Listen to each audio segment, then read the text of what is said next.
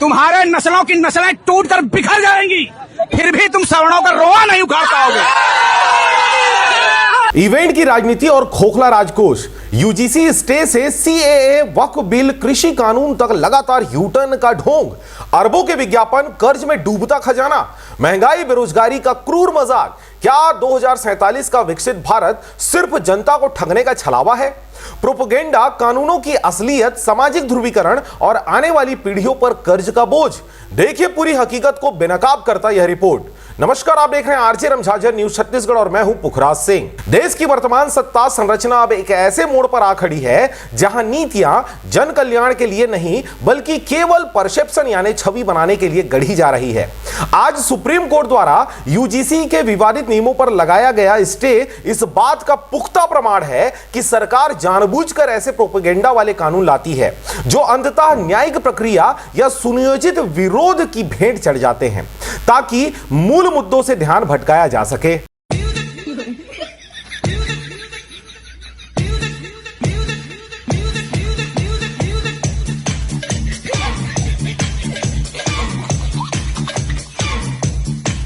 अब बात करते हैं क्या क्या कानून इस सरकार के द्वारा लाया गया और ठंडे बस्ते में डाल दिया गया है। सबसे पहले बात करते हैं वक्फ संशोधन विधेयक। सरकार ने वक्फ बोर्ड की शक्तियों को सीमित करने और उसमें पारदर्शिता लाने के लिए यह विधेयक पेश किया था। इसमें गैर मुस्लिम सदस्यों को शामिल करने और संपत्तियों के सर्वेक्षण का अधिकार जिला कलेक्टर को देने जैसे प्रावधान थे। स्थिति की अभी बात करें तो विपक्ष और मुस्लिम संगठनों के कड़े विरोध के बाद इसे संयुक्त संसदीय समिति यानी जेपीसी के पास भेज दिया गया है। अभी कानून के रूप में लागू नहीं हुआ है। दूसरे कानून की अगर बात कहें तो आईटी नियम 2023 यानी फैक्ट चेक यूनिट लाया गया था। सूचना प्रौद्योगिकी नियमों में संशोधन कर सरकार ने एक फैक्ट चेक यूनिट यानी एफसीयू बनाने का प्रावधान किया था।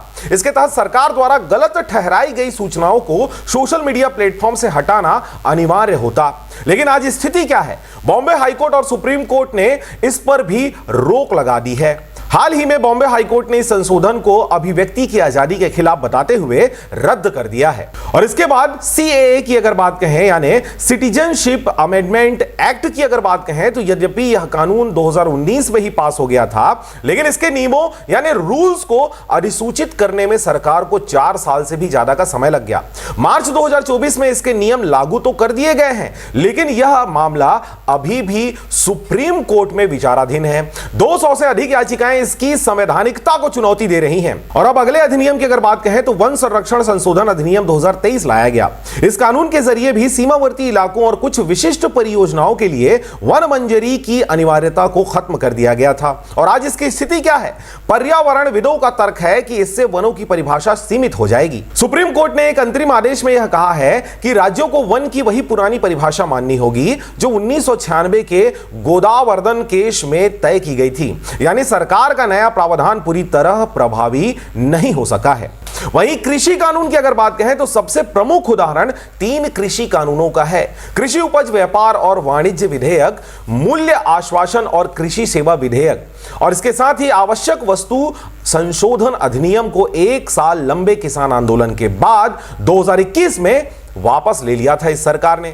वहीं भूमि अधिग्रहण अध्यादेश की अगर बात कहें तो 2014-15 में सरकार ने भूमि अधिग्रहण नियमों में ढील देने के लिए अध्यादेश जारी किया था, लेकिन विपक्ष और सहयोगियों के विरोध के कारण इसे संसद में पारित नहीं कराया गया और अंततः इसे भी लैप्स होना दिया गया। हिट एंड रन कानून की अगर बात कहें यानी भारतीय न्याय संहिता का यह हिस्सा है। भारतीय न्याय संहिता की धारा 106/2 के तहत ड्राइवरों के लिए सख्त सजा का प्रावधान किया गया था। ट्रक ड्राइवरों की राष्ट्रव्यापी हड़ताल के बाद सरकार ने इसे फिलहाल लागू न करने और हितधारकों से चर्चा करने का निर्णय लिया है। और अब यूजीसी की अगर बात कहें तो हाल ही में जनवरी 2026 में उच्च शिक्षण संस्थानों में भेदभाव रोकने के लिए लाए गए नियम कानूनों पर विवाद खड़ा हुआ है। छात्रों और कुछ राज्यों का आरोप है कि ये नियम कुछ श्रेणियों के साथ भेदभाव करते हैं। और आज स्थिति क्या है? सुप्रीम कोर्ट ने फिलहाल इन नए नियमों के क्रियान्वयन पर रोक लगा दी है और पुराने 2012 के ढांचे को ही पालन करने का निर्देश दिया है। कब तक काले कानून का कोड़ा सवर्णों पर चलाओगे? यूजीसी लाकर गधों को घोड़ा बनाओगे? तुम्हारे नस्लों की नस्लें टूटकर बिखर जाएंगी, तुम्हारे नस्लों की नस्लें टूटकर बिखर जाएंगी, फिर भी तुम सवर्णों का रोआ नहीं उखाड़ पाओगे।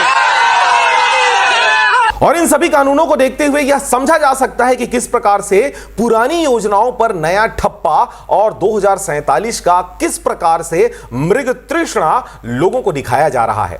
2014 से लेकर अब तक का सफर तय करने के बाद धरातल पर सच यह है कि सरकार ने कुछ भी मौलिक रूप से नया सृजित करने के बजाय पिछली सरकारों के अधूरे कार्यों को ही नया नाम देकर अपना नाम बताया है। नया निर्माण बनाम पुराना विध्वंस की अगर बात कहें तो सरकार नए विजन के बजाय पुराने को तोड़ने, चाहे वह मंदिर हो, मस्जिद हो या फिर दशकों पुराने नियम कानूनों में अधिक ऊर्जा लगा रही है।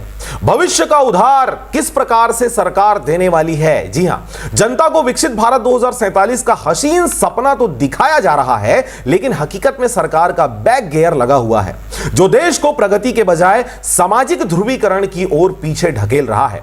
वर्ष 2026 की पहली छमाही में 4 राज्यों और 1 केंद्र शासित प्रदेश में चुनाव होने वाले हैं। जी हां, पश्चिम बंगाल, तमिलनाडु, असम, केरल, पुडुचेरी और अन्य प्रमुख चुनाव राज्यसभा चुनाव अप्रैल 2026 में उत्तर प्रदेश, महाराष्ट्र, तमिलनाडु और बिहार सहित कई राज्यों की खाली हो रही सीटों पर चुनाव होने वाले हैं। निकाय और पंचायत चुनाव उत्तर प्रदेश में पंचायत चुनाव और राजस्थान में पंचायती राज संस्थाओं के चुनाव भी इसी वर्ष प्रस्तावित हैं। और यही वजह है कि सरकार इस प्रकार के लॉलीपॉप जनता के बीच ला रही है। भर्ती और महंगाई की अगर बात कहें तो जनता के साथ क्रूर मजाक किस प्रकार से सरकार कर रही है। वैकेंसी के नाम पर युवाओं को अदालत के चक्कर लगवाना और महंगाई को राहत के नाम पर बेचना सरकार की नीति बन चुकी है। अचानक बढ़ाई गई कीमतें और फिर चुनाव देखकर दी गई नामात्र की छूट जनता की आंखों में धूल झोंकने की कला का उत्कृष्ट उदाहरण देखने को मिल रहा है। राजकोषीय तबाही किस प्रकार से देखी जा रही है। आने वाली पीढ़ी के लिए कांटों भरा ताज होगा यह। सबसे भयावह सच देश के राजकोषीय घाटे में छिपा है। विशेषज्ञों की माने कि सत्ता के इस इवेंट मैनेजमेंट और विज्ञापनों पर हो रहे अंधाधुंध खर्च ने खजाने को खोखला कर दिया है। विरासत में मिलेगी घाटा।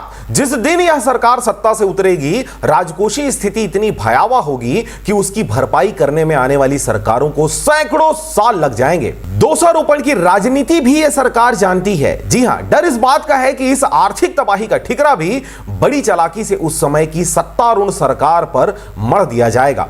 ठीक वैसे ही जैसे आज भी हर समस्या के लिए 70 साल का बहाना बनाया जाता है। निष्कर्ष की अगर बात कहें तो यूजीसी स्टे और सरकार की साख किस प्रकार दांव पर है। अंततः यूजीसी के मुद्दे पर सुप्रीम कोर्ट की सख्ती ने यह साफ कर दिया है कि एससी, एसटी, ओबीसी और किसानों के नाम पर केवल राजनीतिक बिसार बिछाई जा रही है। नियम बनाए ही इसीलिए जा रहे हैं ताकि उन पर विवाद हो और फिर उन्हें जनभावना का नाम देकर वापस लिया जा सके। यह यूटर्न मॉडल देश को विकास नहीं बल्कि केवल विनाशकारी कर्ज और सामाजिक अस्थिरता की ओर ले जा रहा है। तो आप देख रहे थे आरजे रमझाझर न्यूज छत्तीसगढ़। खबर कैसा लगा कमेंट पर हमें जरूर बताएं। खबरों को ज्यादा से ज्यादा शेयर करें। फिलहाल मुझे दीजिए विदा। नमस्कार।